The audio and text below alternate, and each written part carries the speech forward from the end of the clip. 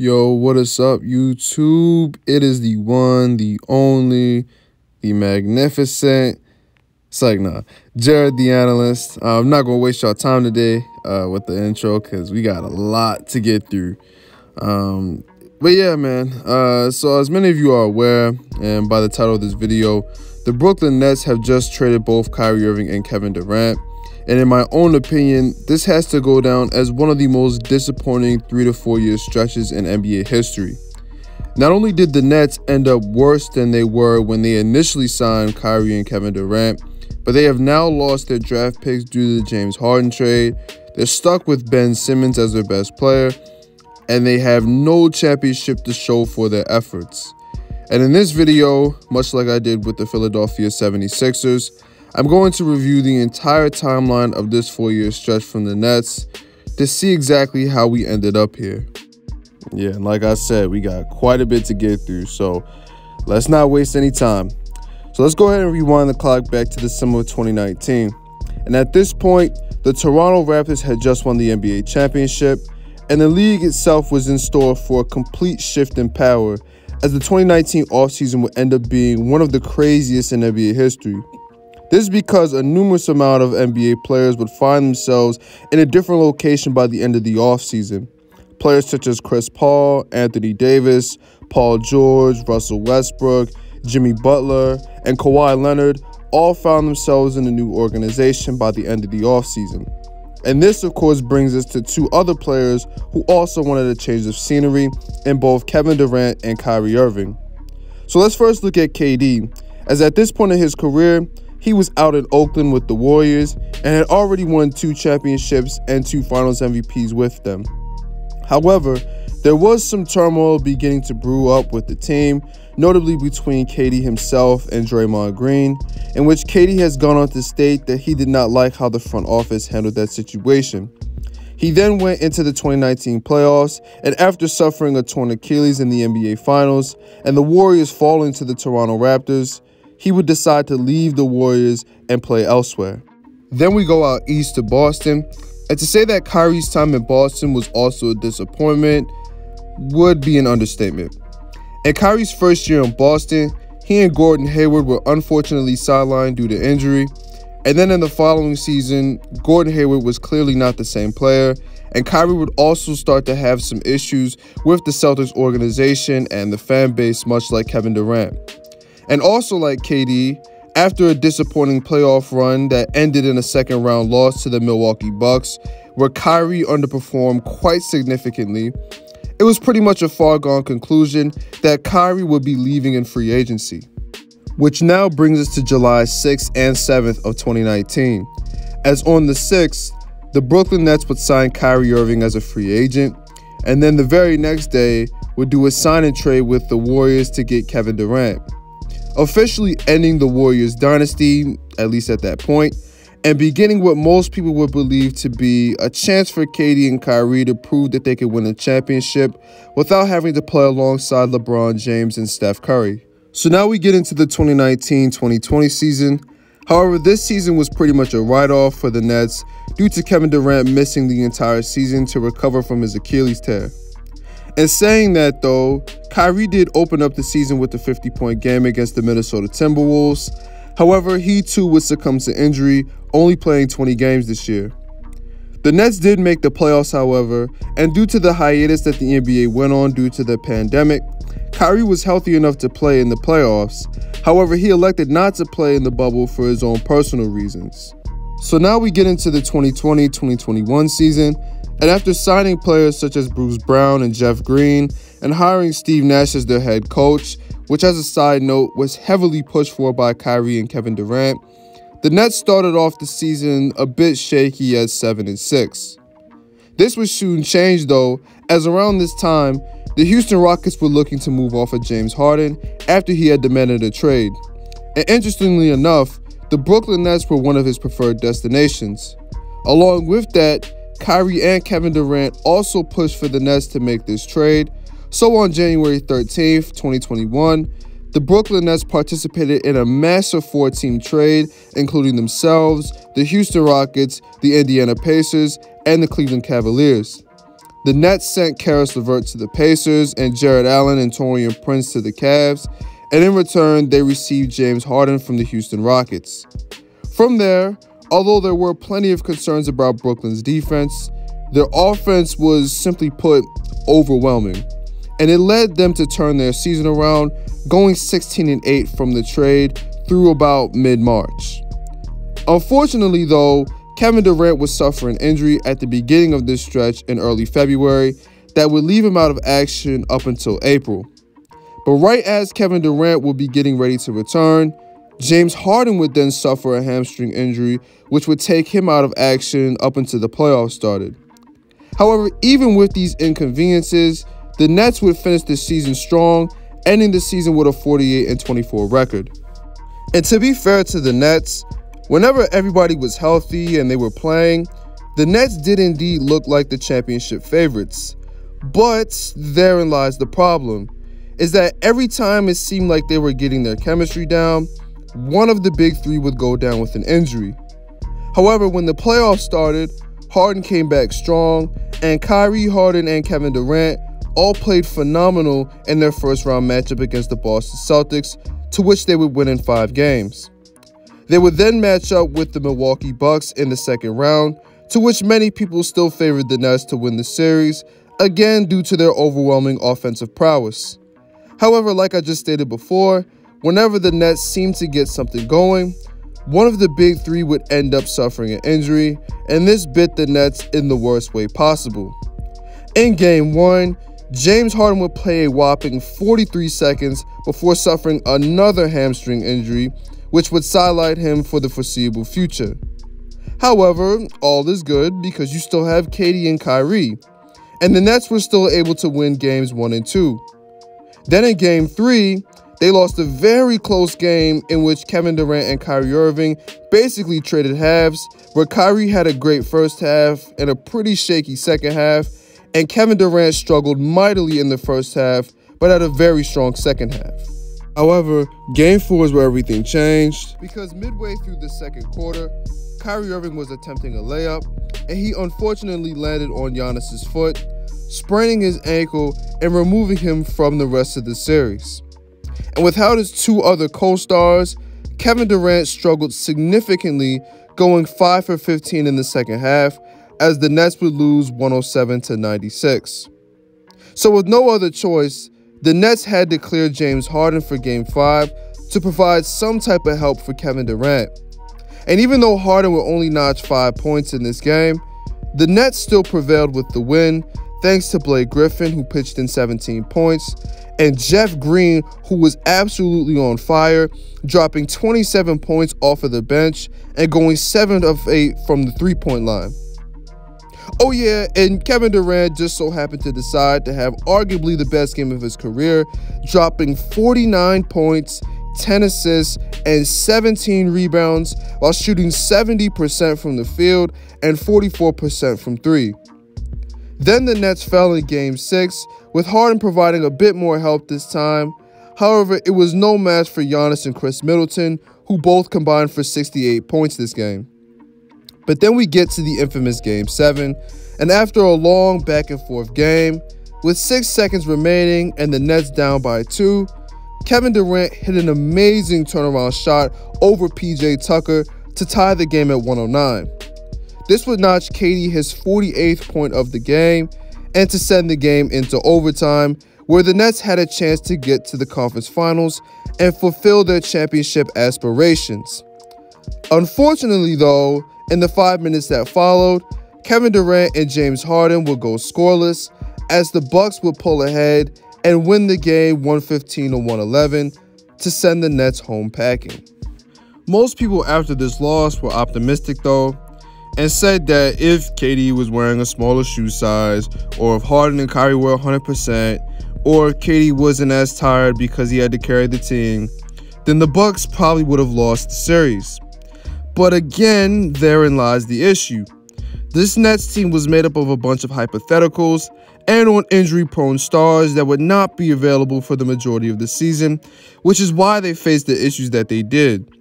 And heading into the 2021 offseason, The Nets were now looking to add pieces to their team in order to maximize their potential. However, they really weren't able to do that due to the amount of cap space that their big three were taking up. So the best moves they were able to manage was signing LaMarcus Aldridge and Patty Mills, which obviously didn't do much to address the defensive issues that this team had, along with the interior presence that was lacking.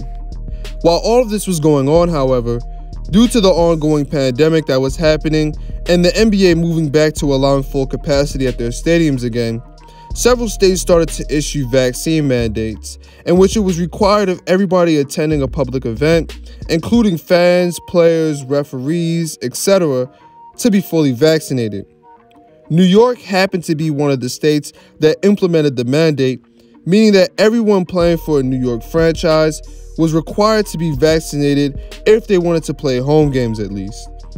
Kyrie was unwilling to take the vaccine and figured that he was just going to play the away games in the states that didn't have the mandate. However, Joe Tsai stepped in and he immediately shut that down, telling Kyrie that he either got the vaccine and played, or he didn't get the vaccine and sat out completely. This, not to mention, also meant that if Kyrie sat out, that he would be ineligible for the contract extension that he was expecting due to him not being able to play all the available games. Credit to Kyrie though, he stood his ground and he didn't get vaccinated, which resulted in him sitting out completely. That was until Joe Tsai went back on his words and granted Kyrie the ability to play road games in mandate-free states. As you could imagine though, this created some continuity issues due to Kyrie being constantly in and out of the lineup and James Harden not looking like the MVP candidate that he was in the year prior. But then, of course, the inevitable happened, as in the middle of January, Kevin Durant went down with an injury that sidelined him for the foreseeable future. And with that going on, and Kyrie being in and out of the lineup, James Harden seemed to be the only consistent one from the big three showing up to play. And this was not at all what he signed up for. And in saying that, James Harden would end up requesting a trade from the Nets, which would be granted at the trade deadline. The Nets would send Harden to the city of brotherly love, and in return they'd receive Seth Curry, Andre Drummond, and Ben Simmons. Now at the time, this trade seemed to be a perfect fit for both teams. The Sixers would be getting a playmaker and a volume scorer to play alongside Joel Embiid, and the Nets would be getting a defensive-oriented player that, granted, wasn't a big offensive threat, but he didn't need to be on a team that already had enough offense. Unfortunately for the Nets, though, while Harden and Embiid were able to start gelling right away, the Nets would have to wait to see the potential of their team, as Kevin Durant was still hurt, Ben Simmons was unable to play due to his own personal reasons, and Kyrie was still in and out of the lineup.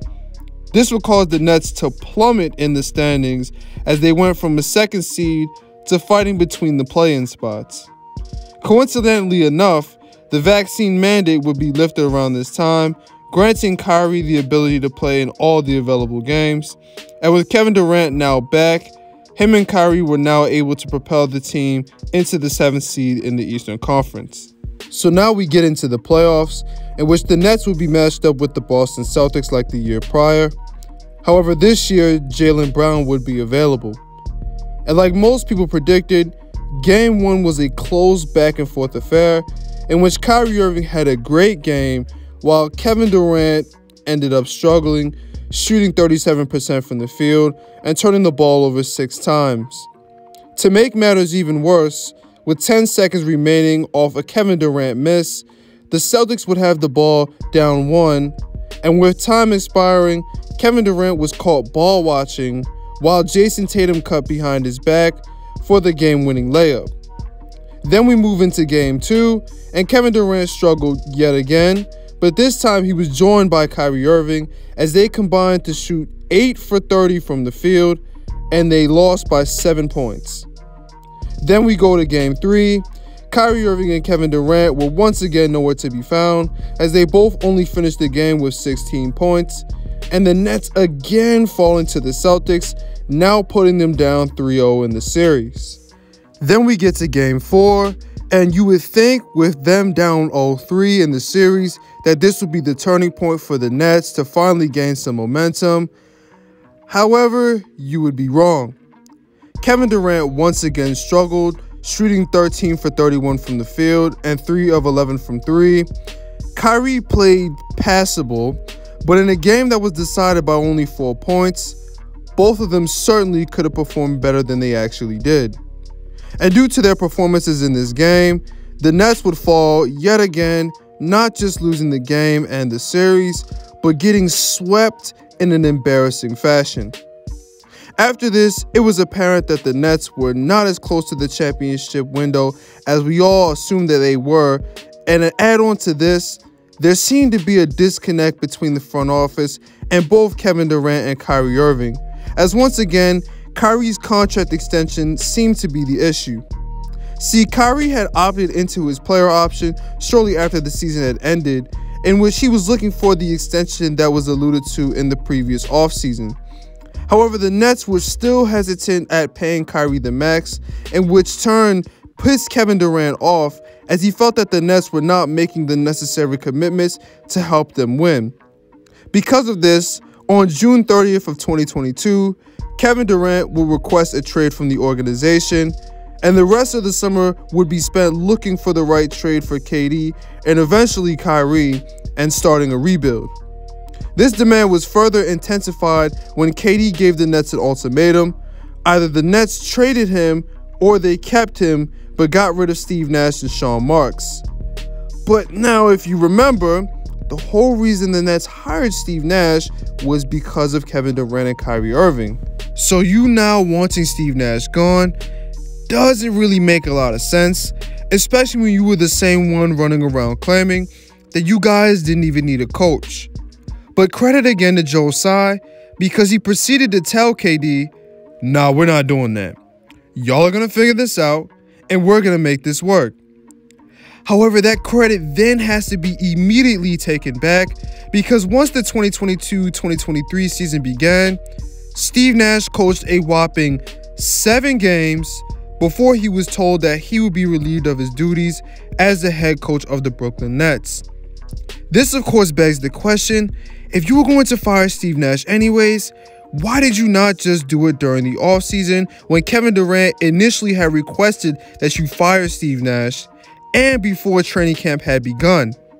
Now you have to implement a new coach with a new system while Ben Simmons is trying to get back into shape during the regular season, in which valuable games are now being wasted essentially. But again, credit to the Nets, because everyone seemed to make things work once Jacques Vaughn took over. Kevin Durant was having a historically amazing season from mid-range, Kyrie was healthy and playing at an all-star level again, and Ben Simmons seemed like he was making strides into getting back into the player that the Nets desperately needed him to be. And even with Kyrie Irving again dealing with off-the-court issues, once that was dealt with, the Nets went right back to doing their thing and being the second seed in the Eastern Conference. But, of course, when the Nets seem to find their stride, that's when injury strikes, and Kevin Durant would be the victim this time. He would go down with another knee injury, which left Kyrie Irving to manage the load by himself.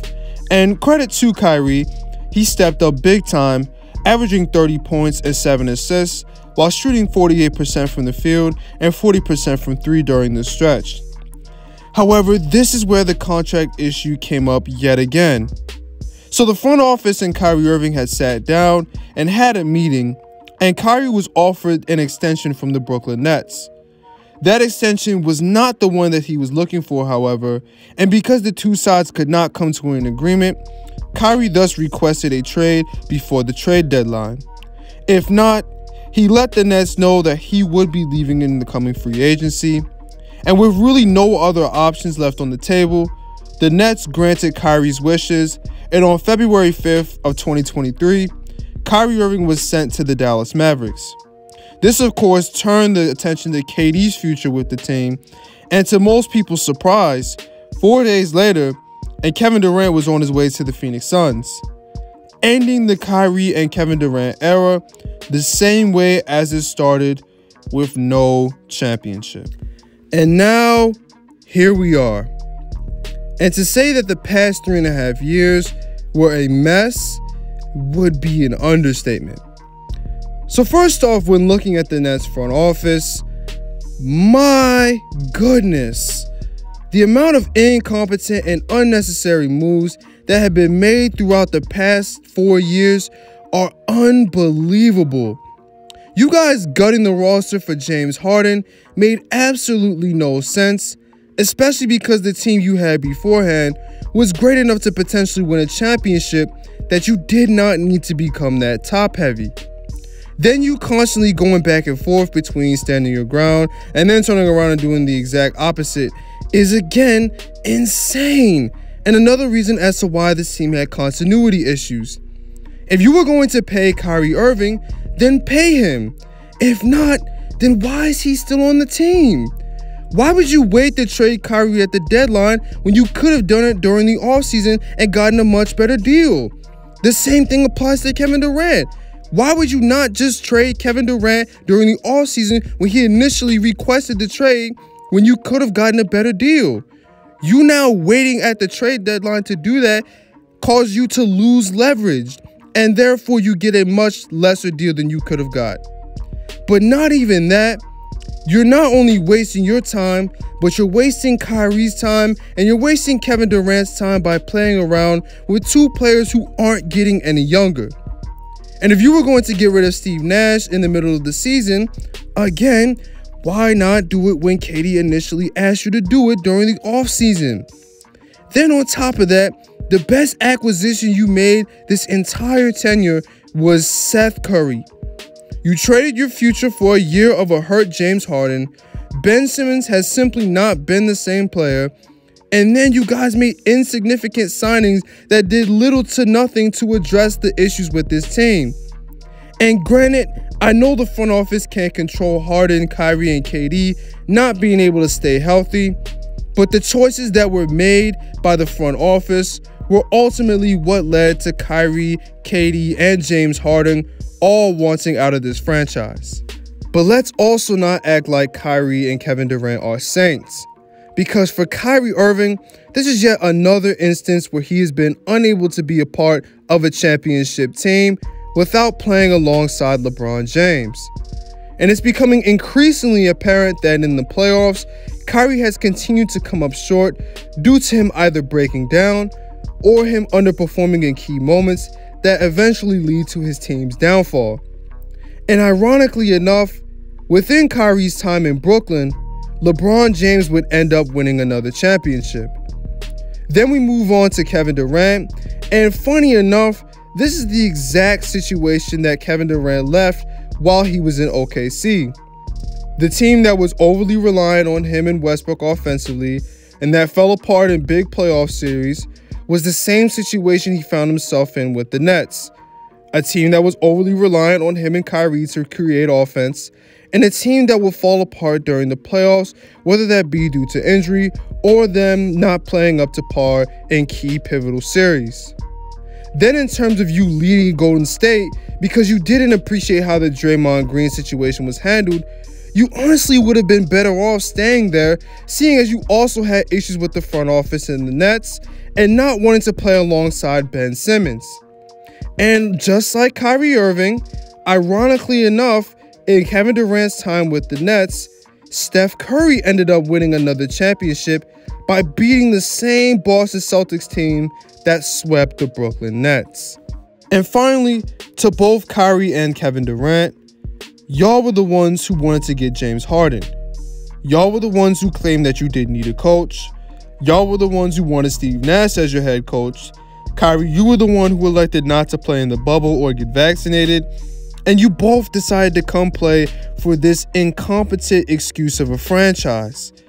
So you both made the bed. So don't then get mad when things explode in your face, because you both thought it'd be an easy route to a championship. And actually, funny enough, I take back what I said about you guys leaving the situation the same way that you came into it, because you both actually came out looking worse than you did coming into this team. And with all that being said, and everyone now gone their separate ways, that, my friends, was the downfall of the Brooklyn Nets. Thank you all for watching. Thank you all again for the support that my channel has been getting recently. I really appreciate everything. Again, follow my socials in the description. And I will catch you all next time. Deuces.